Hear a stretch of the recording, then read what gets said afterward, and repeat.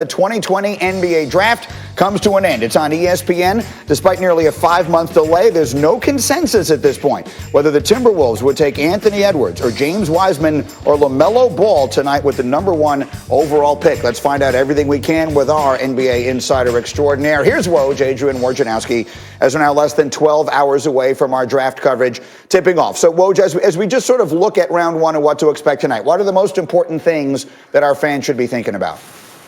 Well, Greeny, I think right at the very top of this draft, with Minnesota having that #1 overall pick, they want to keep the mystery all the way until Adam Silver gets up to the podium. They want to be in a position that teams below them don't know what they're going to do. They could suspect Anthony Edwards, but if teams want to make their best trade offer, Gerson Rosas, their president, wants to make sure they're calling #1, not #2 in Golden State. All right, fair enough. Yeah, and so Golden State, again, has the second pick, and there is expectation they'll make some moves. We'll talk more about the draft as we go. But, Woj, of course, all eyes remain on the possibility of deals involving big-name players, particularly in Houston. What is the latest with Harden and Westbrook? Greeny, the Rockets are really, I think especially with James Harden, looking to slow play this. Remember, they do have time on their side. He's under contract for 2 more years at least. And while James Harden does want a trade to the Brooklyn Nets, there has been no contact between the Nets and Rockets for the last couple days. And the initial contact that was there, I was told, was not very substantive.